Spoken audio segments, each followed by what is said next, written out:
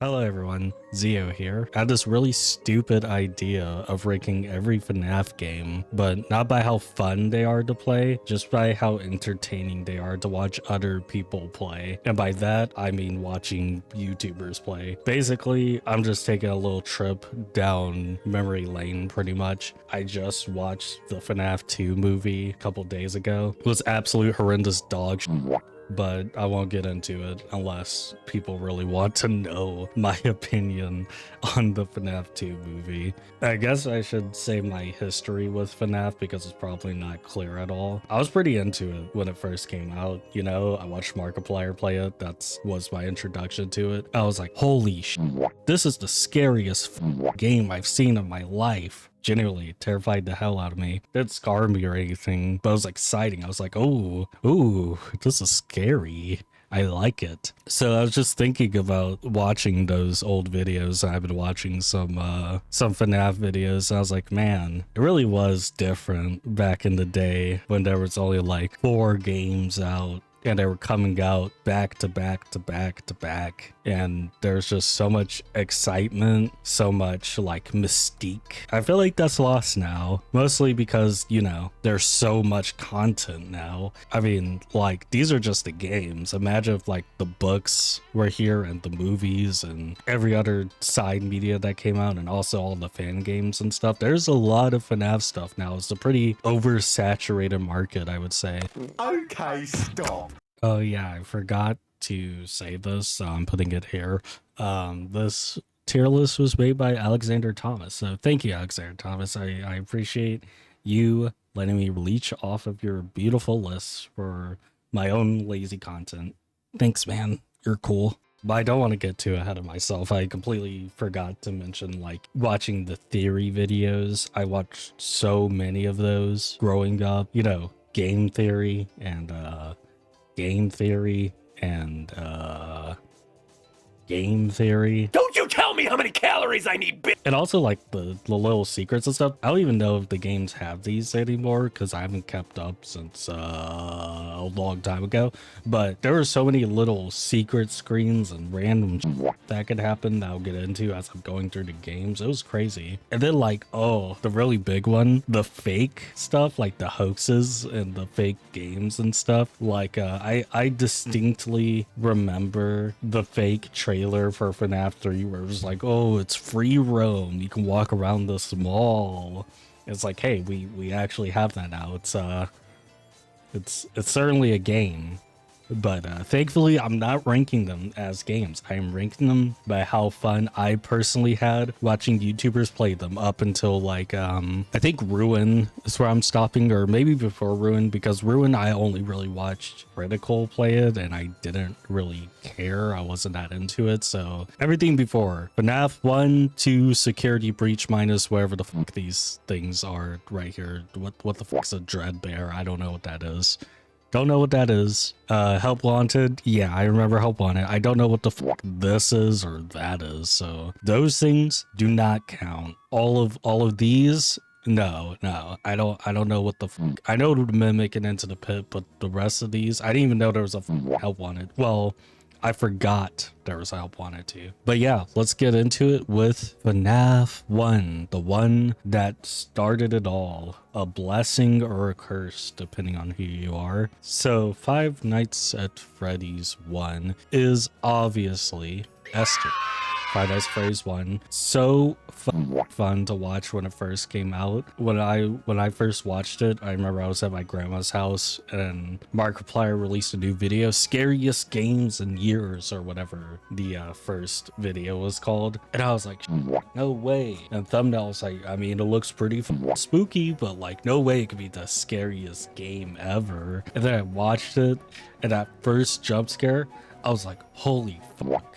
That's terrifying. And now I'm like, I mean, the jump scare is cool, but I wouldn't really call it terrifying anymore. But besides that, like, I don't know, I'm not really scared of anything anymore. I don't get scared of any games or horror movies, but like this game has an atmosphere to it, like a really good one. You know, there's like the random hallucination shit that happens, secret screens, the Golden Freddy thing. The I completely forgot until I was watching a video the other day. All right, the thing with Bonnie, where there's a secret screen that can happen where it's just Bonnie's face with like dark eyes, and then like your game crashes or it just goes to the start menu or something like that. Watching all these things unfold, especially like if it just naturally happened to someone off of chance and you like didn't know that was a thing that could happen, is really cool. And I can see why this game took off so much, even though you know, going back, if you play this game, it's probably boring as hell. I can imagine trying to sit there and play it and just being bored out of my mind. But as a viewer experience, really cool. Like it a lot. Easy S tier. God, FNAF 2. Oh, FNAF 2. This was like peak obsession with the series. This and 3, like height obsession with the series. And it's kind of weird to me how soon they came out one after another. You think that would kill a lot of the hype for the series, but like FNAF 1 through like I think Sister Location was just constant hype back to back. It kind of petered out after Sister Location. I feel like, I don't know, maybe it's because I'm just older now. I'm sure for like kids it's probably still hype, but like these 4 back to back as soon as they came out one after another, like that was some crazy stuff. It was just cool. It was cool. It was exciting. Like there were so especially FNAF 2, so many theories, so many fan songs. I didn't listen to them. I just listened to It's Been So Long. That's the only fan song I listened to, but still the amount of shit to come out of this one.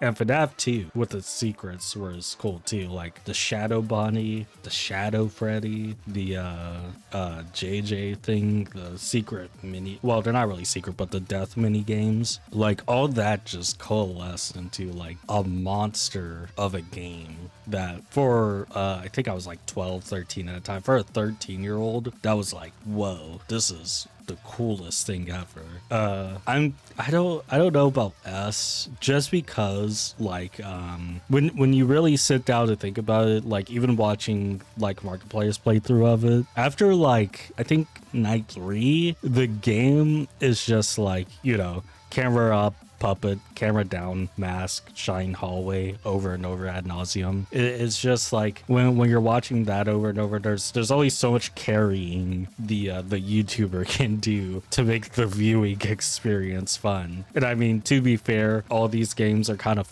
boring. You just sit there and wait for things to happen. I know it's more than that, but still, it's like for that too, especially with the loop you get into, it's kind of it gets a little boring. It's so boring, even Markiplier had to cheat us run. So FNAF 2, all due respect, if I was just talking about the content and the like, I guess community around it, it would be S. But since I'm just rating it based off of watching people play the game, it's A. It's A. FNAF 3, ooh, Green World. I love green. I want more green. Give me the green. I really like FNAF 3. I mean, the gameplay kind of sucks ass, but like watching it, so fun. Like the Phantom animatronics really switched things up. I remember watching PewDiePie's playthrough of it when I was really young when it first came out. It being, I think it was this, wait, was it this game or 4? I can't remember if it was 3 or 4. I think it was this one where he got jump scare. He's like, it's just not scary. I can't do this every single playthrough. Like it's just, the game's not scary, guys. It's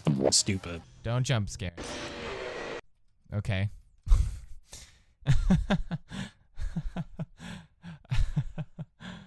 Well then.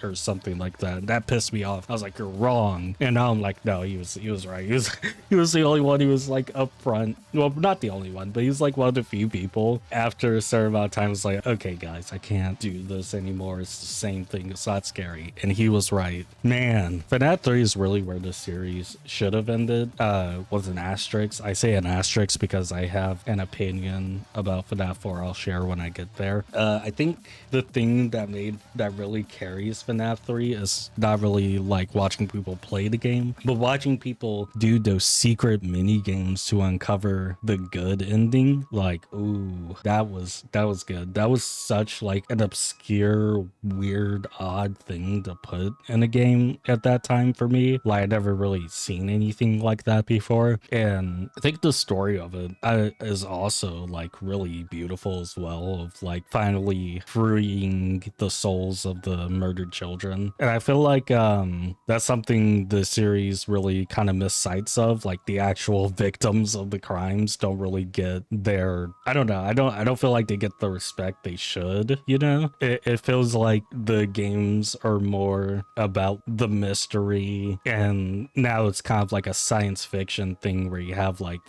remnant and scientific explanations for what's going on with the ghosts, that like it kind of takes away the tragedy of what happened. And I feel like FNAF 3 really sets that in, where you're going through these mini games trying to free them as the shadow bunny thing. And another thing about this game that's really great is the boy Springtrap. Such a good design. Even now I'm like, that's just a cool ass concept, a cool ass design. And the way he just kind of goes through the whole place as one force to be reckoned with, it's kind of cool to watch. And I feel like the Phantom animatronics add a lot of diversity to it too. It's like such a new thing where like, oh, you get jump scared, but you don't die. So the YouTubers can get jump scared multiple times and have their funny big reactions. And it's like, whoa, the game still goes, so they could just get back-to-back jump scares. And it's entertaining for tiny baby brain. So yeah, FNAF 3 for me, with just the atmosphere, the aesthetic, the music, and watching people play it. Another S tier.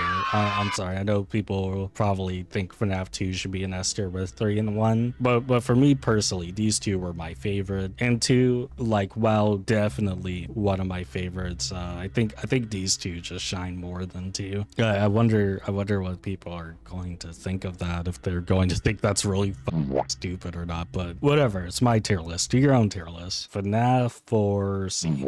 See, here's the thing about FNAF 4. I think it could have worked as the last game. Like, if it didn't end with 3, it definitely should have ended with 4. I think 4 could have been a great ending for the series if the bite of 83 wasn't the bite of 83. It should have just been the bite of 87. Tie everything in a neat bow. But no, it has to be the bite of 83. Ooh, there's 2 bites. It's like, thank you, Scott, for overcomplicating something that didn't need to be overcomplicated. That's just his specialty. I mean, I watched the FNAF 2 movie, and yeah, that's just what he does. Why, instead of streamlining everything into like a simple idea that like has a lot of impact, what if we add a bunch of bullshit no one gives a shit about to make things overcomplicated? Because the theorists keep solving my lore, they keep solving it, so I have to Frankenstein bullshit together with remnant and agony and 2 bites now, and there's a box. What's in the box? It's nothing. Nothing's in the box. It's just bullshit. It's bullshit. One thing I really forgot to mention when I was going through these was the purple guy. I feel like that was such a cool thing about these games too, before the books and sister location. I don't know if Scott always had the idea of him being behind everything and the owner of Freddy's or whatever, but I always liked the idea of him just being like a random employee. But no, he had to be like this evil mastermind. And instead of just wanting to kill kids, the first kill was because his kid died. He was jealous of Henry.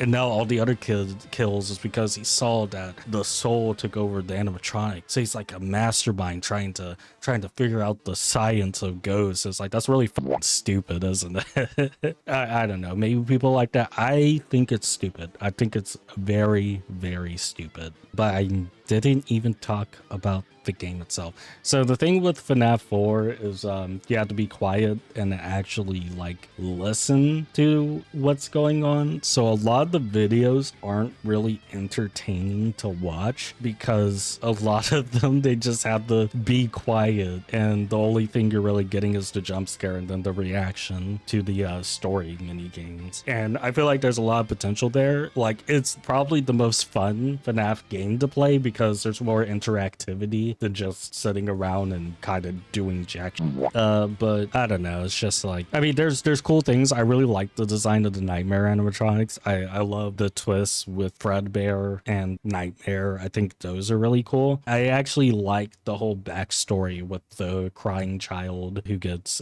bit and his brother tormenting him. I think all those things are cool, but one, Bite of A3, stupid, shouldn't have been that, just make it Bite of A7. And when you're watching other YouTubers play it, it's just kind of boring unless it's like a challenge run or something. What's this, the Halloween edition? I mean, this is the Halloween edition. I'm not counting those as two separate things. They're the same. FNAF World. FNAF World. Now, my favorite type of videos to watch recently, challenge videos. I love challenge videos. I think FNAF World really lends itself to challenge videos. I've seen quite a few challenge videos with it, and I always liked FNAF World. I mean, I know everyone hates it, but I always kind of liked FNAF World. I thought it was like a fun departure from the original series. I never took it that seriously. I know the original release of it was really shit, but I only really got into it once the game was actually done. And once the game's actually done and everything's actually in there, I'm pretty sure if you play it, it's like a very subpar RPG, but watching people play it is fun, especially when you can make challenge videos out of it. It's just rife for content, especially because, hey, you're not sitting in one place while nothing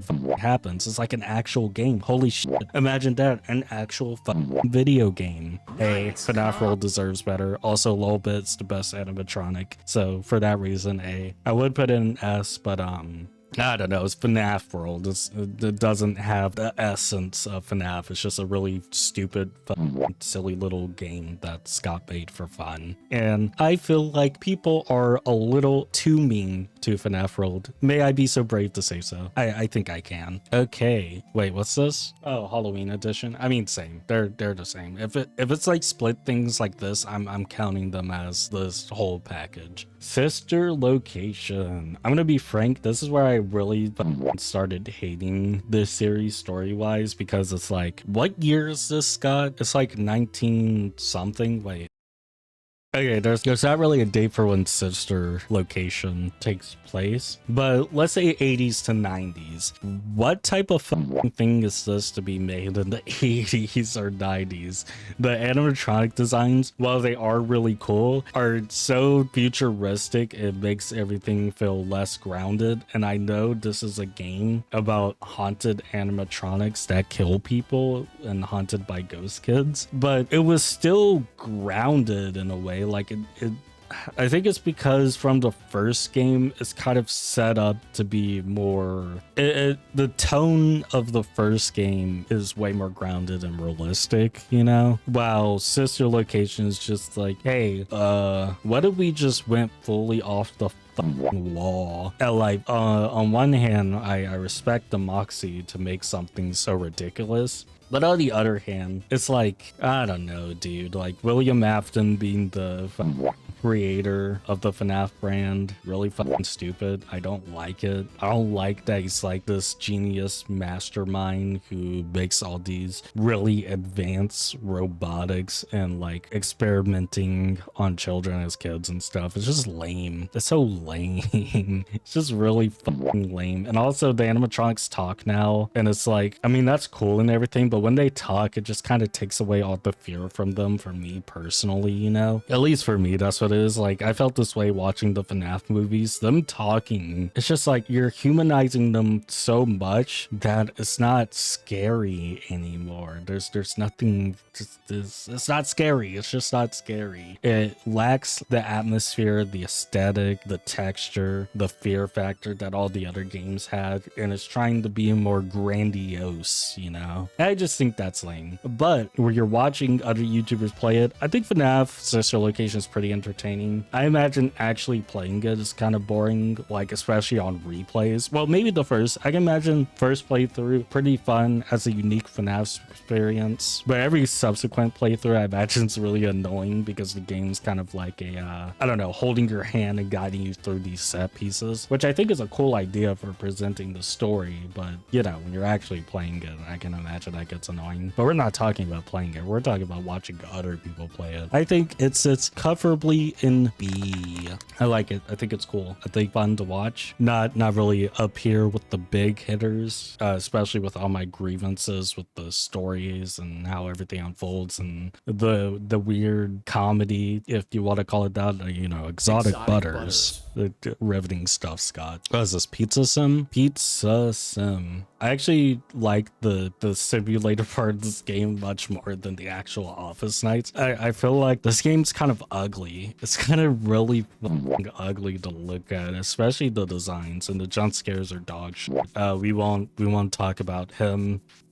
I think we all know him. We won't talk about him. Don't worry about him. I think there's some fun challenge videos out of this. I think Astral Spiff's playthroughs of it are really funny. Those are really entertaining for me to watch. And, you know, first experience. I mean, it's a good ending for the series. Like, for a series that's drawn out and went on longer than it should have ended here, you know? I mean, we already have 3 points where I said it should have ended, but if it was gonna end anywhere, I think this was a good place for things to end off. I think it's B. It's fairly entertaining. It's like more of a low B. Like, by then, the heavy obsession I've had with the series from like 1 to 4 really wore off. So I mostly watched it out of obligation of like seeing how things ended than actually being invested. B it goes. Ultimate Custom Night. I think B. I think above, would I put it above social location? It's like, it's kind of like the other end of the problem with the other FNAF games, is instead of it being too boring, it's so much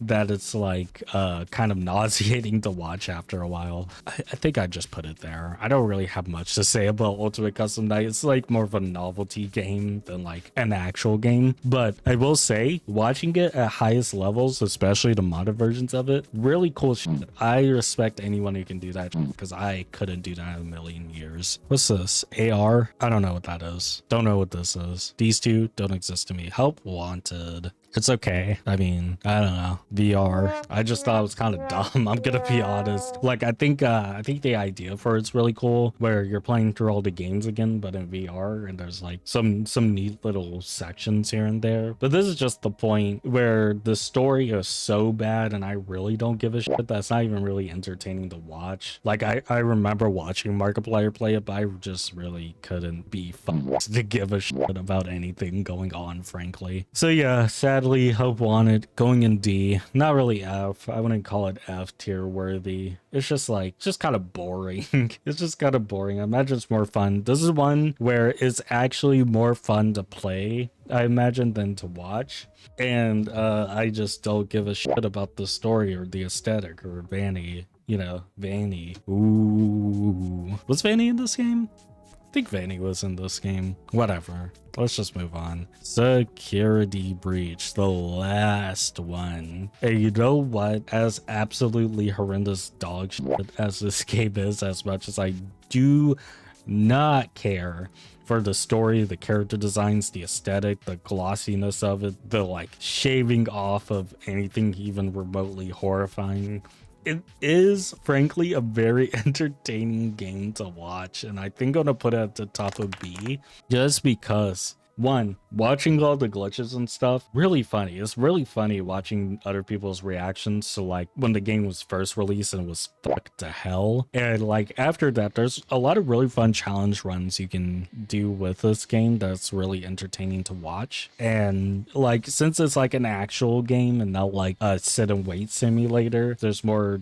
you know, interactivity with it. There's more bits that can come out of it. There's like really funny things that can happen just with like the movement and the novelty of you know, free roam, man. That was such a huge deal back in the day. People really wanted a free roam FNAF game, and when it finally comes out, it's like you're like a dozen years too late, buddy. I don't think anyone really cares about that anymore. But yeah, as much as I give the game, at least it's like an actual game with a lot of hard work and effort put into it. It's not my cup of tea, but it makes it actually fun to watch as an audience member. And I think that's all the ones I can rank, because like I said, I watched Critical Play Ruin, but I was barely paying attention. I think it would be unfair to like rate it when I really didn't give a shit about it, you know? I forgot there was a Help Wanted 2. Into the Pit looks cool. I like the look of the game and the aesthetic. I like that it's like this kind of retro game, but again, never watched anything on it. Secret of the Mimic. My name is Edwin. I made the Mimic. 5 Laps at Freddy's. What the fuck? Is this a racing game? What the fuck is this? S tier. Boom. 5 Laps at Freddy's sweep. Okay, bye. All right, I was joking about the bye thing. Seriously, thank you for anyone who watches this. Let me know what you think. What are your favorite FNAF games to watch or play? Or really, what's your opinion on anything FNAF? Honestly, I'm curious to hear other people's thoughts. Feel free to disagree with me, make fun of me, call me an old head for only really liking the first 4 games, whatever. You know, let me know if you want me to talk more about FNAF. I can complain about the series up and down for forever and ever until the sun explodes, but really, I do still have a lot of love and appreciation for the series, as much as it's not really what I wanted it to be. I'm glad a lot of people still enjoys like everything that comes up with it, even like the movies and stuff, as much as I despise them. It's good to know that people still really love FNAF, because it is a very unique series that paved the way for so many different types of things to be created, you know? If you have any other ideas for what you would want me to talk about FNAF related or related to anything, really, let me know. Thanks again for watching. Peace. Take care.